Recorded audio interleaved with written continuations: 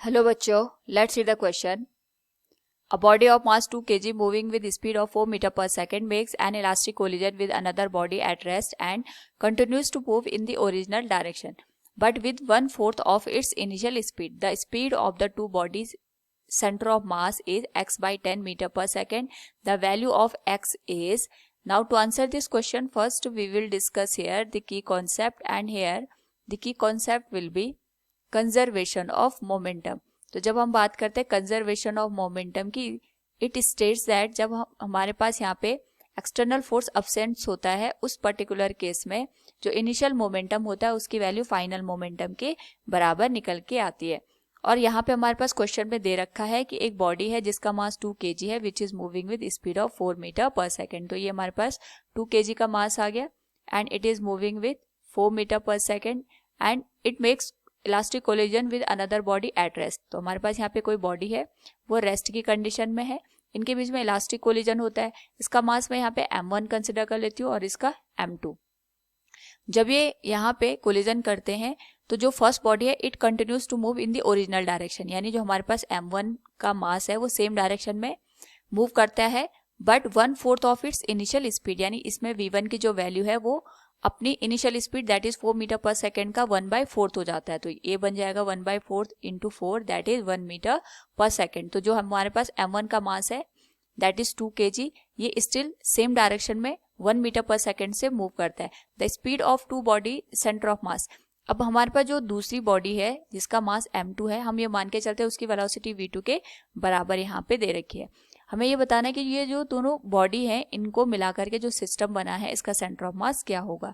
Now इसको calculate करने के लिए हम यहाँ पे, क्योंकि इलास्टिक कोलिजन दे रखा है, तो इसके लिए सबसे पहले कंजर्वेशन ऑफ मोमेंटम का यूज करेंगे, क्योंकि मोमेंटम कंजर्व रहेगा इस पर्टिकुलर केस में.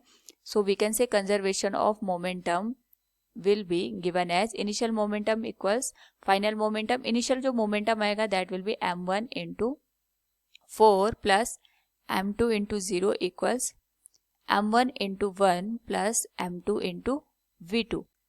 नाउ अगर हम इसको सॉल्व करें it will be m1 into 4 equals m1 plus m2 into v2. m1 की वैल्यू 2 kg दे रखी है तो ये हो जाएगा 2 into 4 that will B 8 equals 2 plus m2 into v2. तो ये हो जाएगा m2 v2 इक्वल्स 6 के बराबर. This will be equation number first.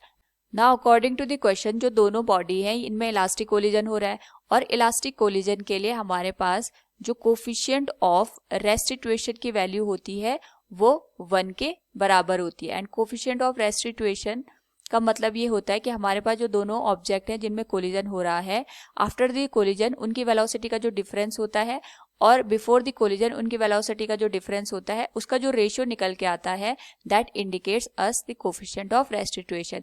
और इलास्टिक कोलिजन के केस में हमारे पास यहाँ पे इसकी वैल्यू 1 के बराबर होती है. तो यहाँ पे हम लिख सकते हैं इस पर्टिकुलर केस के लिए v2 minus v1 divided by u1 minus u2 that is equal to 1. इस केस में जो v2 की वैल्यू है ये हमारे पास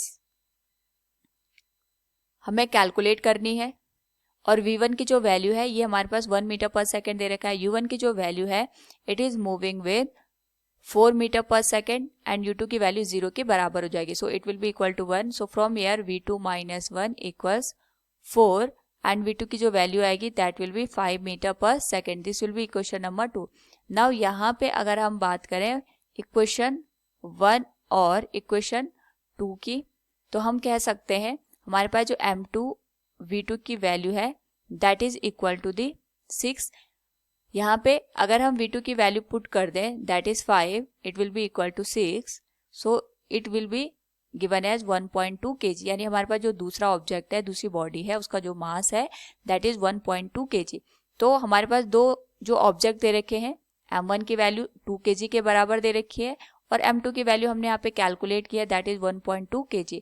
नाउ हमें इस पूरे सिस्टम का सेंटर ऑफ मास की वेलोसिटी को इंडिकेट करना है. सो सेंटर ऑफ मास की जो वेलोसिटी होगी it will be m1 v1 plus m2 v2 divided by m1 plus m2. Now m1 की जो वैल्यू है ये 2 के बराबर है, v1 की जो वैल्यू है that is 1 metre per second, m2 की जो वैल्यू है वी हैव कैलकुलेटेड 1.2 kg और v2 की जो वैल्यू है that is 5 metre per second. It will B divided by 2 plus 1.2. Now यहाँ से हमारे पास जो सेंटर ऑफ मास की वेलोसिटी होगी that will B 2 plus 6 divided by 3.2 के बराबर. सो इट विल बी, नाउ अगर हम इस होल वैल्यू को सॉल्व करें it will B 8 divided by 3.2 and it will become 80 divided by 32. So it will B 8 10 जा 80 और 8 4 जा 32. सो इट विल बी 2.5. नाउ हमें क्वेश्चन में दे रखा है जो हमारे पास सेंटर ऑफ मास की वेलोसिटी है that is x by 10. Now अगर हम यहाँ पे इसको कंपेयर करें अपने आंसर से it will be equal to 2.5 और जो x की वैल्यू होगी ये हमारे पास यहाँ से 25 के बराबर निकल के आ जाएगी. So from the given question we can say here the value of x is 25. Hope all you understood it. Thank you and best of luck.